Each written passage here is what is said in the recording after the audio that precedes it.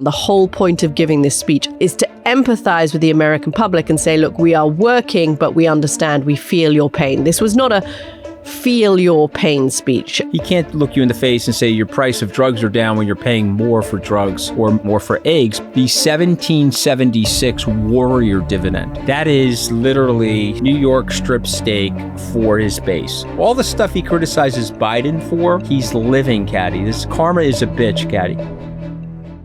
Hello and welcome to The Rest is Politics US with me, Katty K, with a slightly hoarse throat. Had a bit of a cold this week, annoyingly, before holidays. But you, Anthony, dressed for the holiday season. I'm glad about that. Okay, my shirt says, so Dear bad. Santa, they are the naughty ones, okay? That would be you and our producers, Katty, not me. I have been an angel all year. Okay. I am at the top of Santa's nice list. Good. It's early in the morning. Have you had your coffee yet? I've told my first Trumpian lie today. Okay. And here I'm coming in with the coffee, Katty. Coming in with the coffee. Oh, my Lord. Okay, so Katty, let's talk about lying, okay? Who's the liar in chief, Katty? Who's the greatest liar, perhaps, of all time? Well, I think we may be getting into that because we are going to talk about the president's speech to the nation. He gave an Oval Office address to the nation last night for 20 minutes on the state of the nation. It was a kind of mini little State of the Union types of thing before he goes off on his holidays to Mar-a-Lago. I think it was given because he's feeling under pressure. The polls are down, and this was an attempt to kind of get back on track. And we will mention a couple of the lies that he made.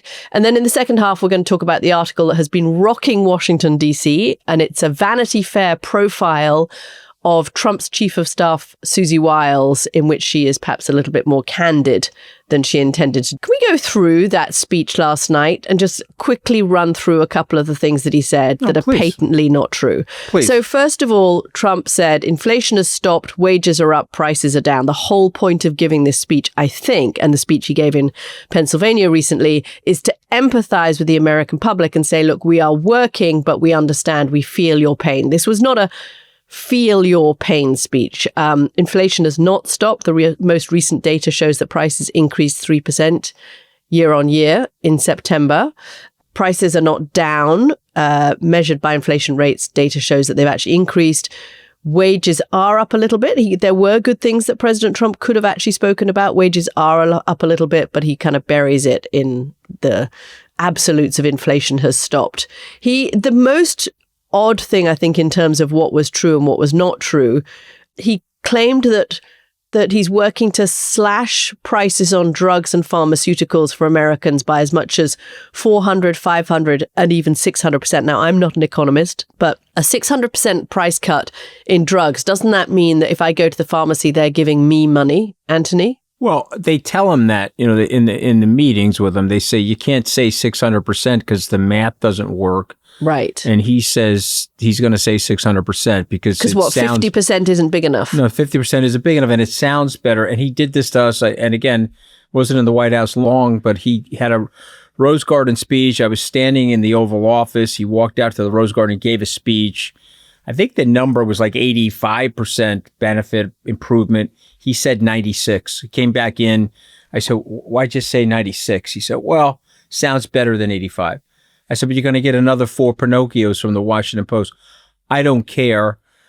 Repetition is the mother of memory. That's what Donald Trump would say to you. I'm going to repeat and double and triple down. So he goes out there and thinks, I'm going to give an address to the nation. All of the primetime networks, the US networks, have agreed to take this. Yeah. If I tell people that I've slashed their drug prices by 600%, yes, they're going to believe that? Because one thing American voters do know is how much money is in their pocket and how much money they're spending on their insulin or statins or whatever it is that they take. So that's the big debate. That's the Marjorie Taylor Greene response.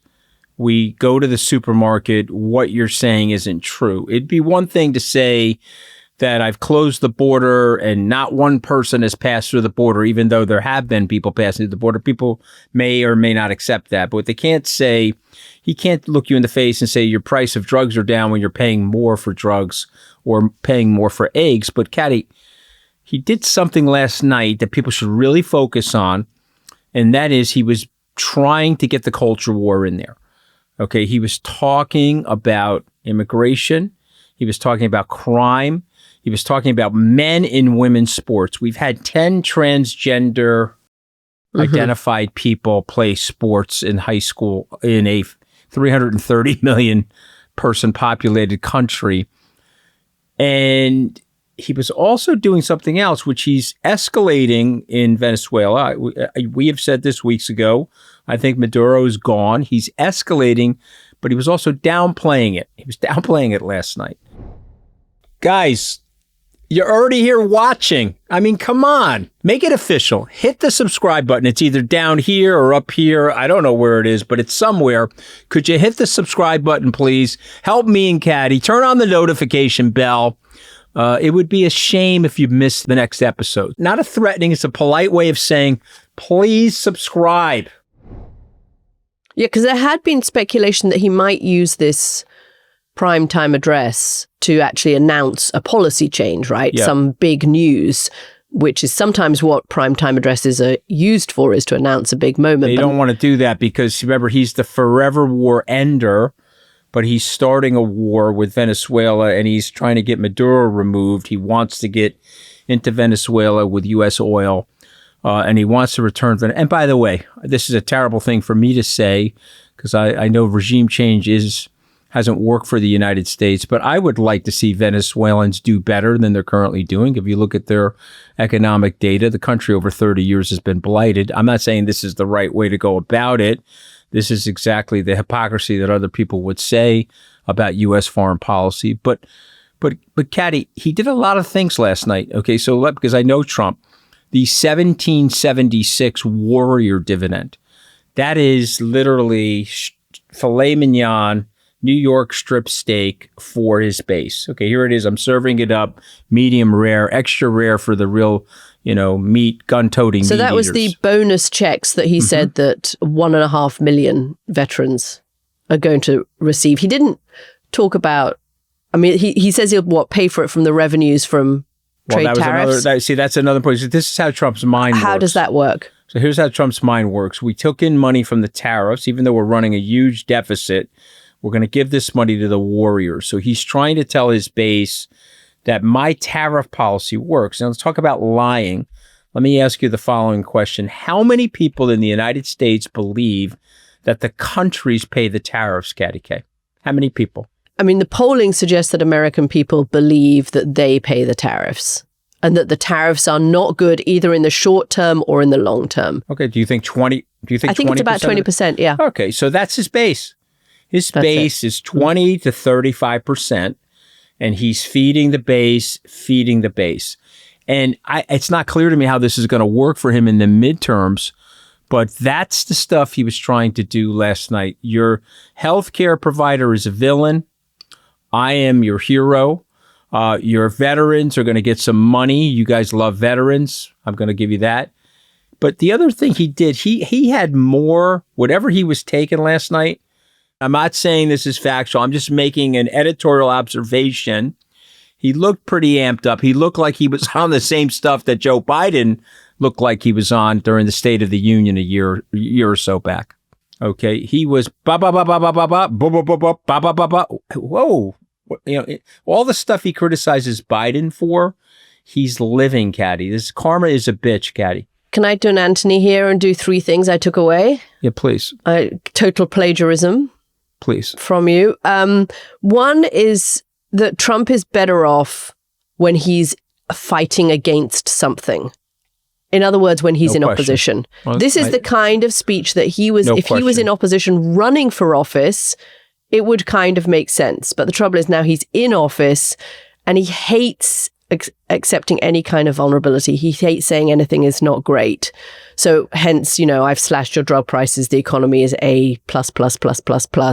He can't say, I know things aren't going well, but they're going to get better. He can't do the Churchill thing, we're going through hard times, but, it will get better if we stick the course.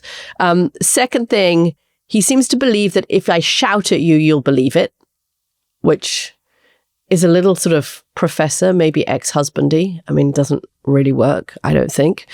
And the third thing that's really interesting is the number of times he mentions Joe Biden. Joe Biden is living rent-free in Donald Trump's head at the moment. The New York Times had this great breakdown. Donald Trump, since the inauguration, has mentioned Joe Biden an average of 6 times a day. Why? Because Joe Biden beat him in 2020 and... Beat his ass. That's the answer. Apparently, he's not a Scorpio, but you have told me I'm a Scorpio. I don't forget things. Maybe Donald Trump should be a Scorpio. You try to pretend right? you don't know the stars, but you know the Scorpios are known to be... You're getting me there, you see. You're I'm known to seeing be a little loyal, bit of a but also Scorpio in him. vindictive. This is why I have to always stay on your good side, Katty. But let me just say this to you, because I think... Was that good? Did I do a good Anthony Scaramucci interpretation? I'm trying. The three things. You're on to it, but what about the 3 big lies, though? Let's go to the 3 big lies, go okay? On. Lie number 1 was cost of living. Yes. Right? Huge lie. Okay. Lie number 2 was largest tax cuts in history. Okay. The Tax Foundation provided comparison last night. Not even close. Okay. And then he said the border, this is the one that nobody can really prove, and a lot of people probably believe him. The border releases are now at 0. Okay. Not true, Katty. Even the Border Patrol is saying that. And so to me, I'm coming to the American people. I'm going to lie to you because my staff is telling me we're not doing well. I've slipped below 36% in terms of my net approval rating. So that's okay. I'm coming to you to tell you that we are doing well. Okay. And that the beatings will continue until the morale improves.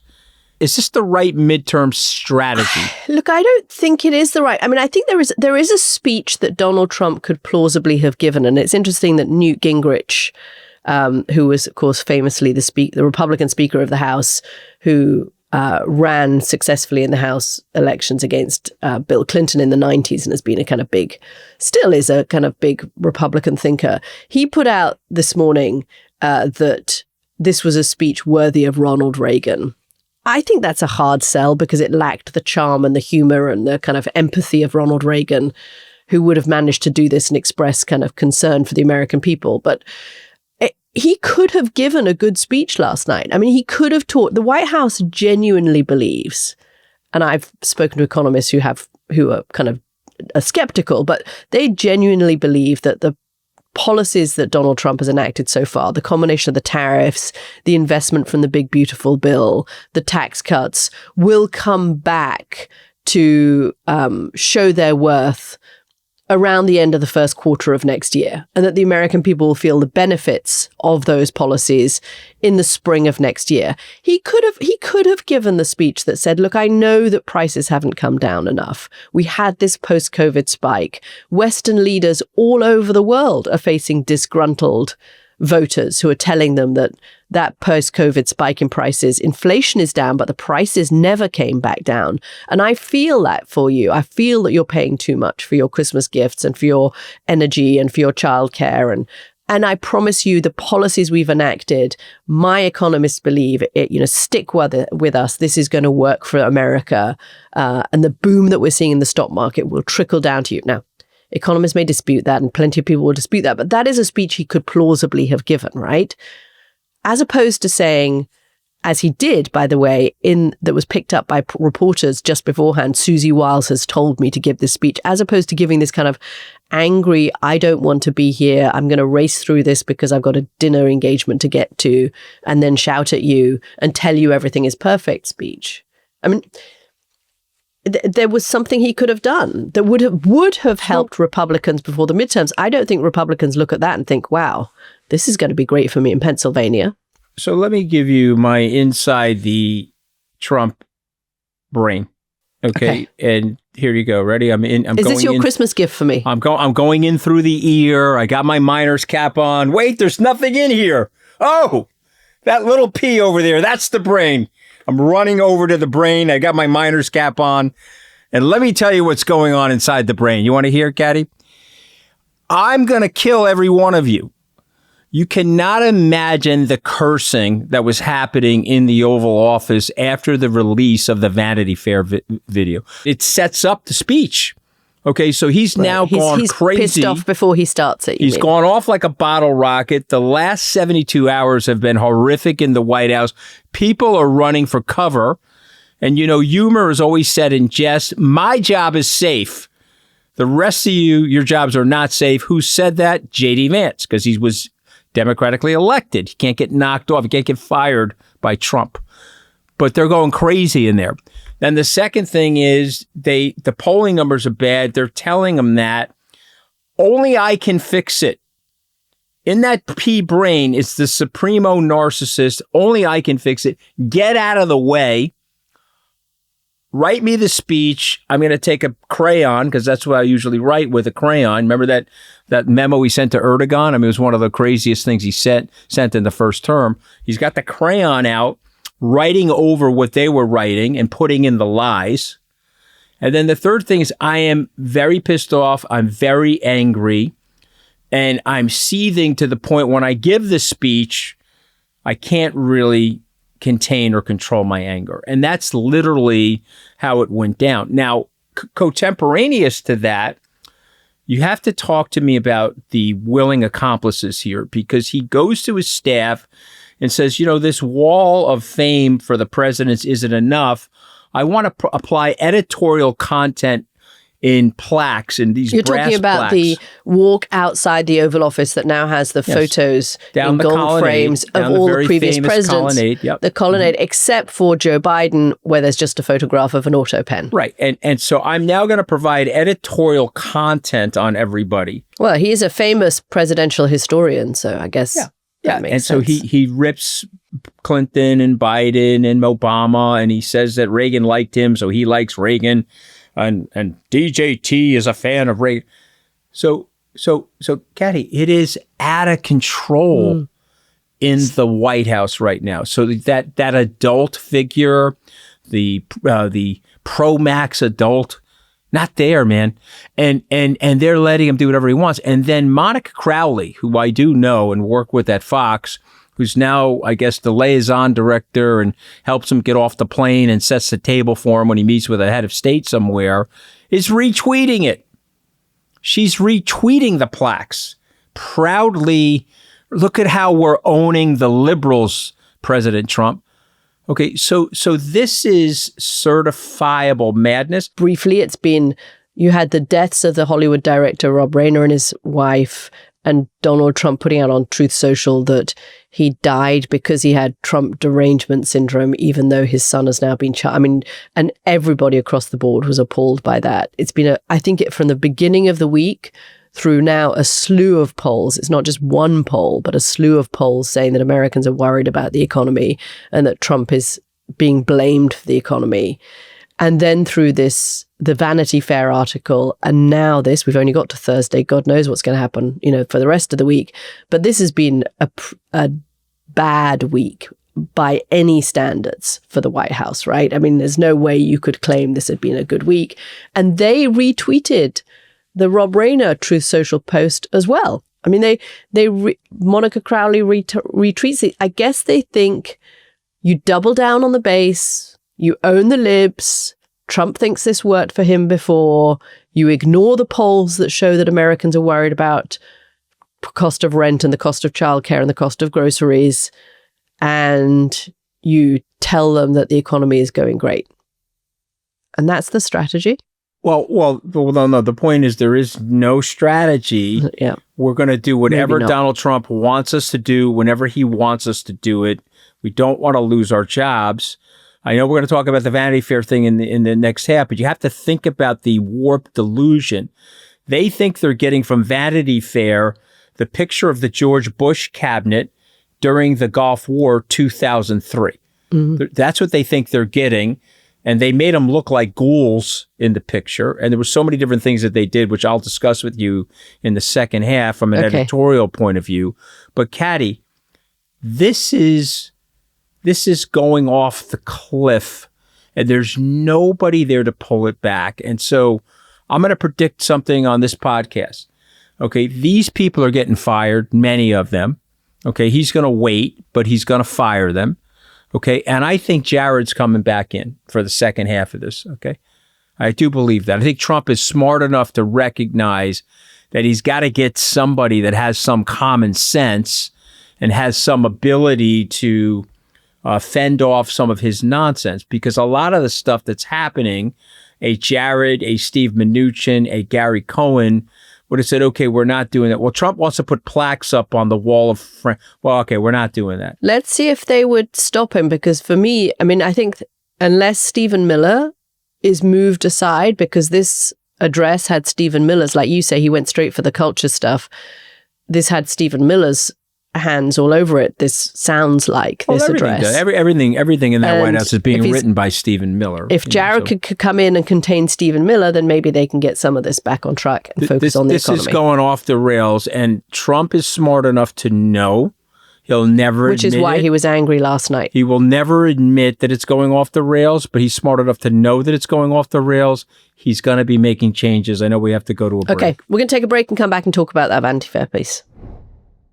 Big question for you. What kind of a Christmas shopper are you? Are you the kind of person that leaves it to the last minute, or have you already got it done? What do you think, Katty? Obviously, you haven't even thought about anybody's Christmas present yet. I'm a very busy man, and I believe in delegation, Katty. Really not that busy, but I thought I would say that to make myself feel self-important. If you are like Anthony and have left it to the last minute again this year, we have the perfect gift idea for you. Make someone that you love a founding member, Katty. Exactly. It is the perfect present for the less organized among us.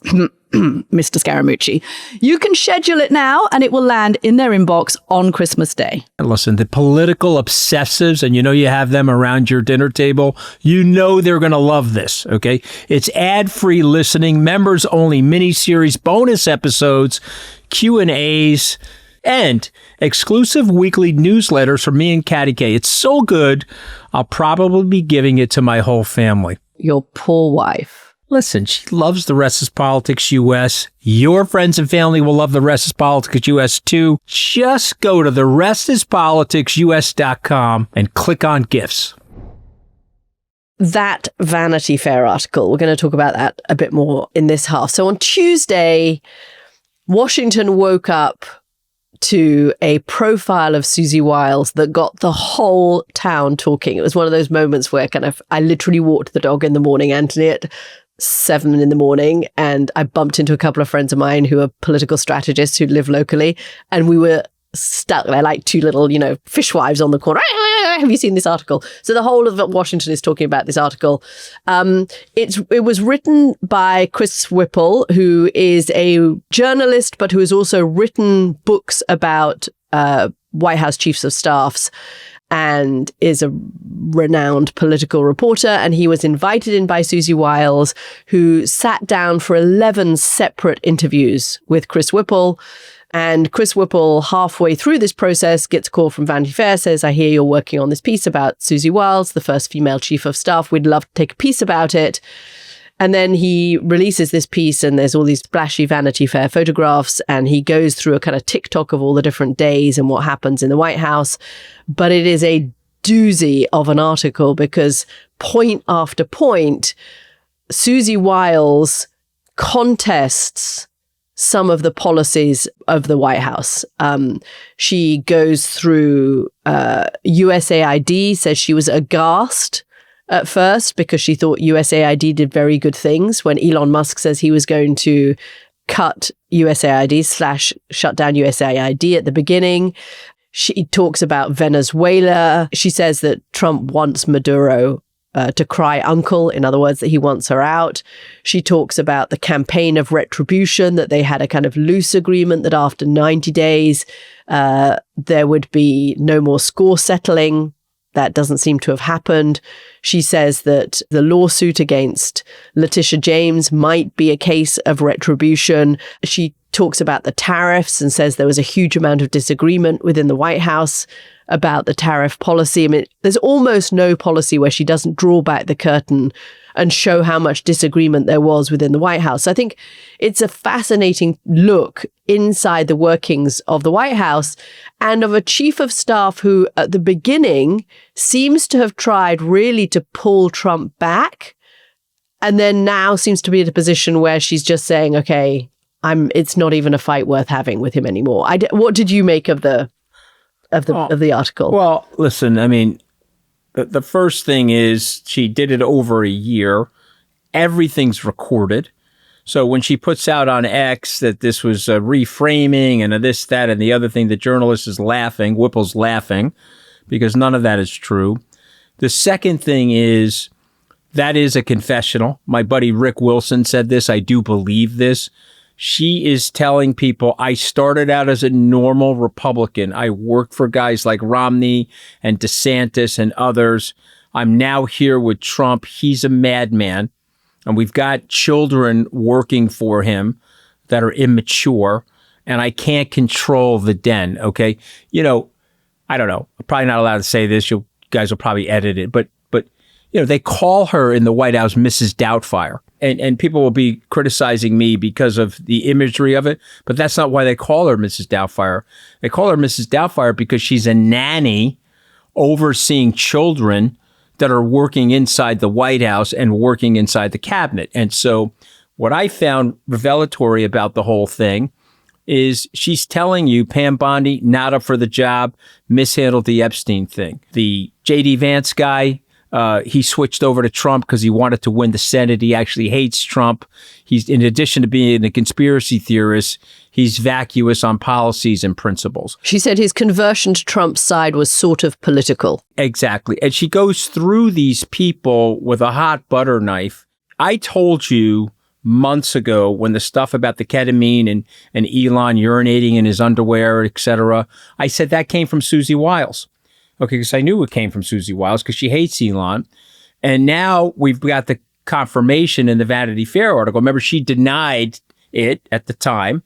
But now we have a recording of her saying that he's a prolific user of ketamine, which, by the way, I'm not here to defend Elon Musk, but, you know, he sent out a drug test, okay, it said, hey, I'm negative on all this stuff. I don't know what she's talking about. Now, he has a quirky personality, but she doesn't like him. And she told people in the White House that he treats me like a secretary. Okay, so she really does not like him and does not like the sexism associated with that statement. So to me, how about Russell Voigt? He's a right-wing absolute zealot. Okay, and of course, for people that don't know who he is, Russell is the OMB director, and he's one of the principal writers of Project 2025. And this was the whole game, Katty. We said this in July of 2024 when we analyzed Project 2025. These guys looked around and said, we've got one empty vessel. We have an orange maniac that can reascend to the presidency, and we can ride that bus into the presidency with all of our right-wing zealotry, and we can transform the country and make it a ruder, cruder country fashioned in our rude, crude image if we can get on the Trump train. And Susie's telling you that, right? Then she goes after Bobby, right? She calls Bobby Kennedy quirky Bobby. Okay, so how are you backing off this? How are you backing off this? After the article came out, she put out a tweet, which is rare for her. I don't think she's done a personally authored tweet since September, in which she said that this was a disingenuously framed hit piece. The narrative from the White House, and what was interesting is that one by one, the cabinet members put out Truth Social posts or put out social media posts defending Susie Wiles as the best chief of staff ever, saying that Donald Trump loves her. And they all circled the wagons around her, which was interesting. Clearly the message had gone out. And the message seems to be, and Caroline Levitt was saying to reporters, the problem with this piece is that it omits all of the good things that Susie Wiles said about President Trump and the agenda. But these people aren't dumb. I mean, I spoke to Chris Whipple shortly after the piece came out yesterday morning, and he said to me they knew exactly what was happening. Initially, he went to the White House and says, I'm going to do a book because I've done a book on chiefs of staff. I'm going to do another book. And they said, fine, come in. And he starts getting the access. And then quite quickly after he's interviewed her a couple of times, he says to Susie Wiles, oh, look, Vanity Fair wants to do an article on this. And Susie's response is fantastic. Congratulations. So she knew exactly that this was going to come out as a Vanity Fair article and later come out as a book. They're trying to say in the White House that they didn't know and that they hadn't realized that she was going to be quoted so much. These people are long-term political operatives. They know if something is on the record, and there's a recorder right there, it's on the record. They also know that journalists are looking for the nugget that is news. They're not going to put in all the fluff about Susie Wiles saying that Donald Trump is the best president ever. And by the way, the one person that Susie Wiles in this piece is not critical of is Donald Trump. She's actually very complimentary about Donald Trump. She's critical of everybody else, but she's not about Donald Trump. I got to push back for a second. What about the alcoholic's personality? That's a positive? So apparently the way she framed it, in the sense that he thinks he can do anything. So he's got an she's not saying he's a drink. We know Donald Trump doesn't drink. He doesn't drink.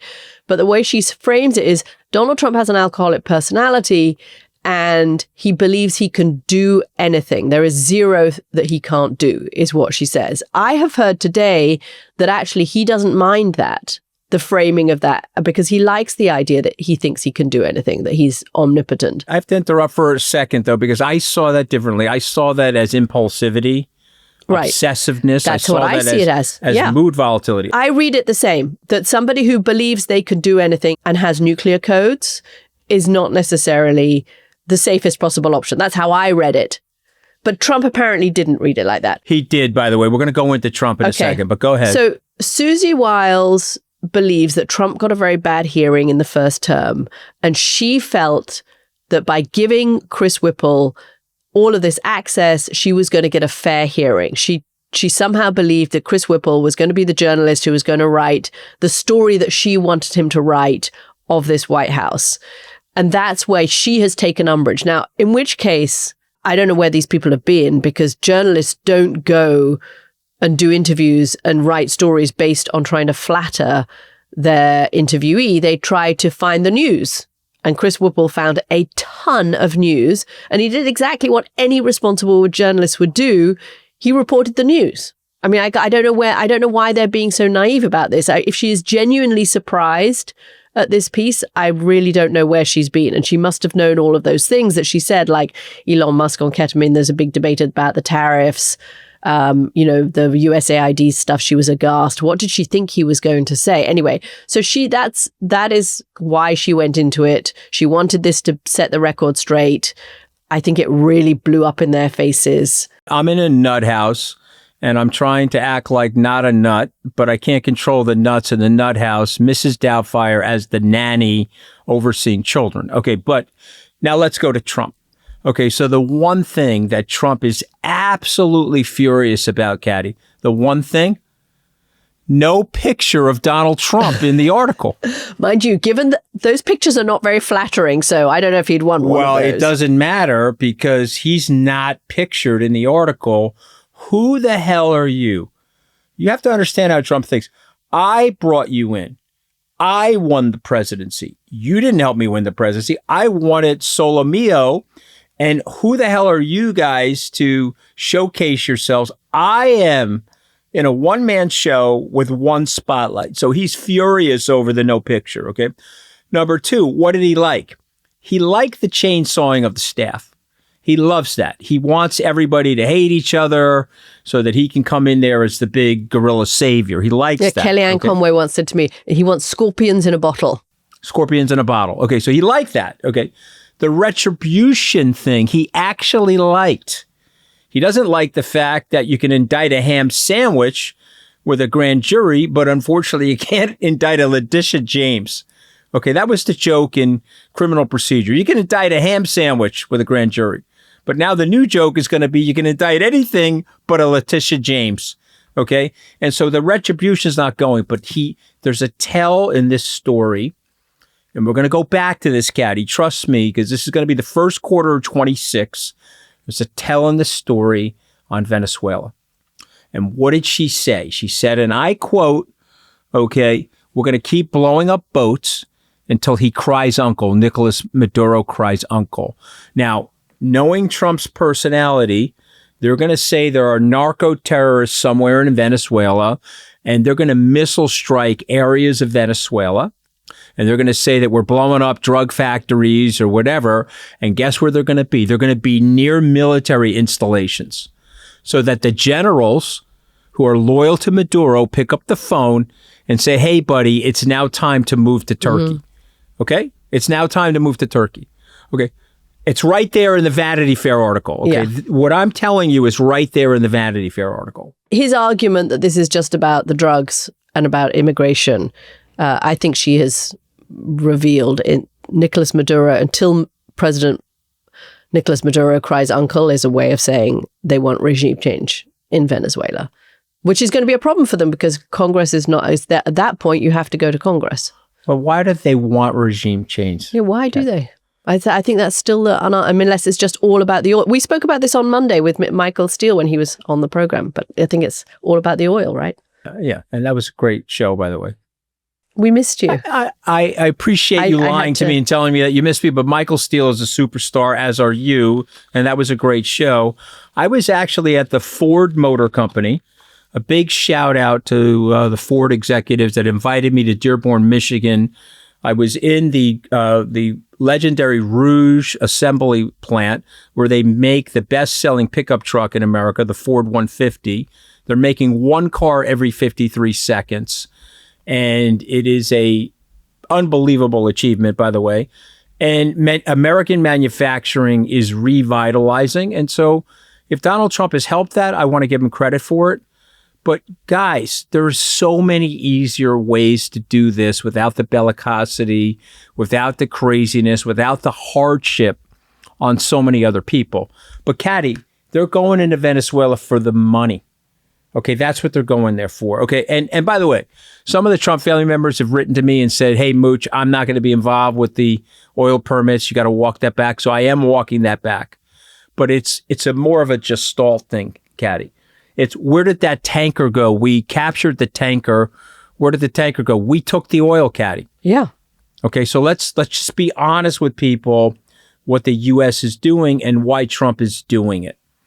Okay, he announced this morning a merger of his media company with another media company, valuing the company at $6 billion. Okay, the Wall Street Journal's got a piece on the Trump cash machine that has started on January 20th, 2025. Okay, the ramping up of the multiple billions of dollars of profits for Donald Trump. Okay, and when they were reporting it this morning on CNBC, the look of derision on the reporter's face was like, I don't understand how there's no check on this. There's no emoluments check on this, Katty. But that's what's going on. And she's telling you right here in the Vanity Fair article. We are going to leave it there. I need more time, Katty. This is a therapy session for me, okay? You're cheaper than my therapist. That's it. We're done. I need more time. I think Susie Wiles needs a little bit of therapy too after her week. She's not had a great one. Susie, hit the therapist this weekend. Susie, I'm just letting you know the musical is fantastic in the West End, but you gotta tone it down. You gotta tone it down. But I think she's gone. A couple of these other guys are gone. This will be sort of mid-year. The talk in Washington, she's gone. Yeah. This will be mid-year. He's not going to embarrass himself this moment. He learned that from the first term. Ultimately, a chief of staff's job is to protect the president from themselves. And this week, she hasn't been able to do that. And the big winner, another big winner here, by the way, Elon. Elon's loving this article because he didn't like her. He doesn't care about the ketamine thing. And he's watching her implode. And he does like that, by the way. I'm just letting you know. Well, as you mentioned, Anthony, Michael Steele, former RNC chairman, joined me for the program this week to talk about Venezuela. You'll be glad to hear that he also joined me for our Q&A for our founding members. You can go to therestispoliticsus.com and sign up and be a founding member to learn more and listen more. Thank you. Thanks, everybody. Thanks for listening.